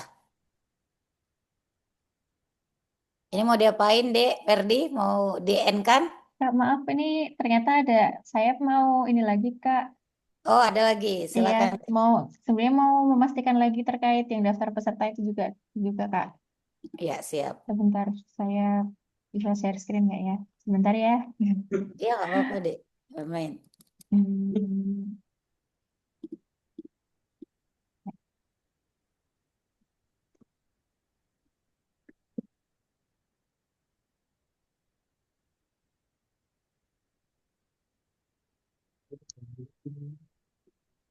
Ini Kak cuma apa ingin memastikan kembali mungkin kalau memang nama-namanya belum ada, bisakah untuk mengisi jumlahnya yang paling tidak Oh, iya. dari masing-masing yang Unimed hadir 3, Dek. gitu. Unimed 3. Malikus Saleh 2. Malikus Saleh 2.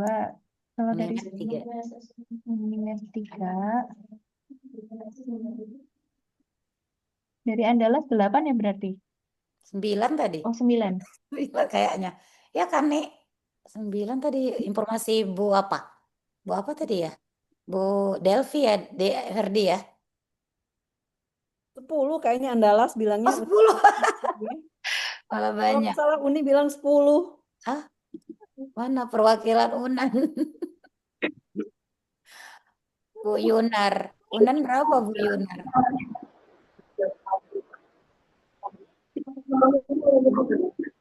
Kalau dari Prof. Zainal tadi chat saya 8 katanya, Kak. Dari mana Di 8? Bandung baru 1 ya Kak Alisa ya. Di Bandung 1 Di rencana. Bandung 1 ya. Unhas 7 orang tuh. Wah, banyak. Wow, Unhas Oh, Unhas 7 7. keren. Memang kalau udah senior mengerahkan susah kita melawannya. Ya kan, Prof? Iya, siap. Kalau Unhas 7, 1 perempuan berarti laki 6. Itu bisa menjadi 12. Kalau UNER Mungkin kalau dari Stisip Al-Wasyah ini belum ada info ya Kak? Iya, itu jarang sih deh, belum pernah bayar iuran ya. Oh, isi Padang Panjang juga belum ada. Ya, kalau ini kemarin Panjang dia jarang ikut, bayar tapi iuran. baru tahun ini mulai bayar iuran. Bayarnya yang mana udah bayar sekian tahun. Tapi belum pernah ikut ya. Universitas Negeri Padang tadi Nggak ikut katanya tadi. Udah Anto bilang tahun depan. Kalau Iya. UI, Iya.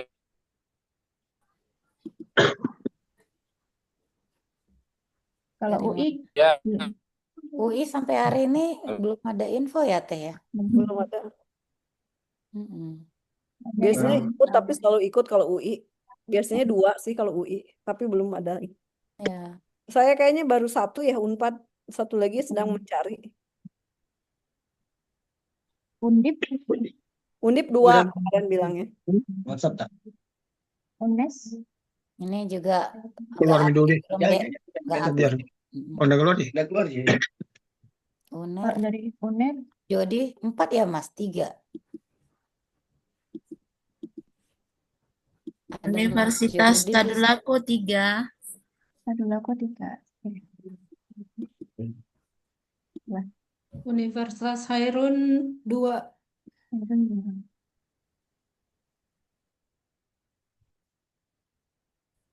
Halo Olio, gimana kabarnya ya? Ya, kalau nggak ada nih. Langsung ketawa, Karas. Tapi Pak Ernst ngisi, Uni. Pak Ernst ngisi. Ada. Ngisi. Tapi hari ini kok nggak hadir. Nggak tahu. Ngisi. Tapi katanya mau datang sih. Satu aja lah tulis dulu. Udah kontakan ya? Bukan, Pak Ernst, Pak Ernst. Oh, Pak Ernst. Pak Ernst. Kirain. Ada Gus Jalil, ada Gus Jalil. Mas Jalil kayaknya nggak datang kalau nggak salah. Okmin mau kirim Oh, 2 Pak Jalil datang katanya kok Teh kemarin bilang. Oh, datang ya, alhamdulillah. Katanya. Berarti 2 lah, halo Leo.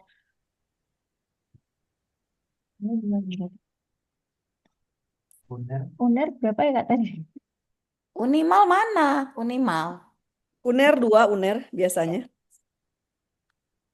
Unimal 2 kan biasanya. Iya, Teh. Oh ya, 2. Minimal belum dimasukin. Itu Mbak Daniar dari mana ya, Teh? Itu apa Tanjung Pura. Tanjung Pura. Dua ya, Dari dua. Tanjung Pura 2 ya? Ya. Baru 1 yang daftar, 1 lagi Iya, baru baru 1. proses.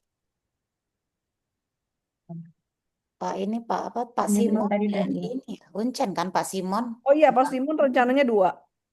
Simon tuh Incen. Oke.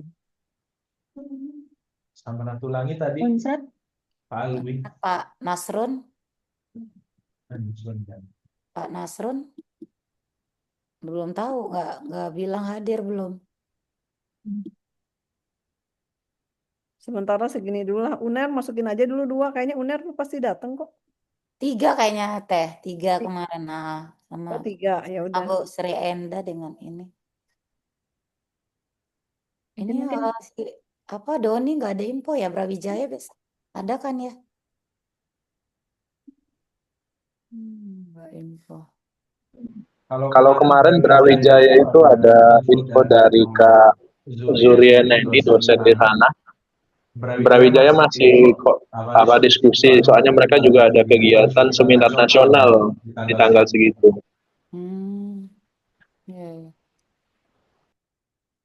Ya udahlah, ini dulu aja segini paling.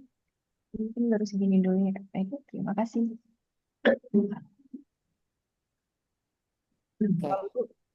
Ini biasanya Bu Bendahara selalu menghimbau, tapi kan sekarang Bu Bendaharanya lagi sakit. Untuk yang belum memberikan iuran keanggotaan aja sih, ditunggu. Baru 19. Baru 19 universitas ya.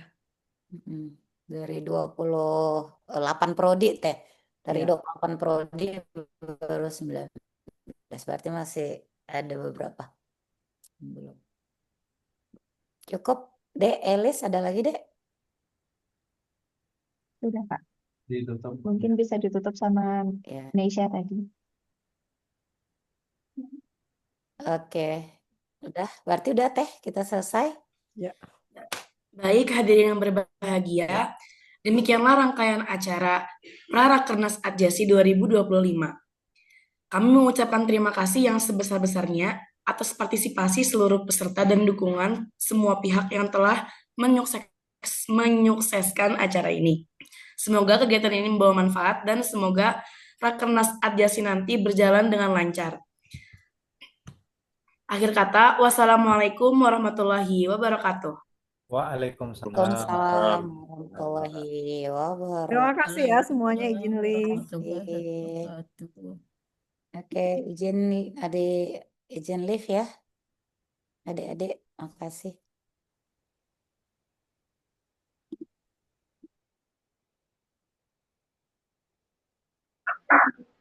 Izin live ya.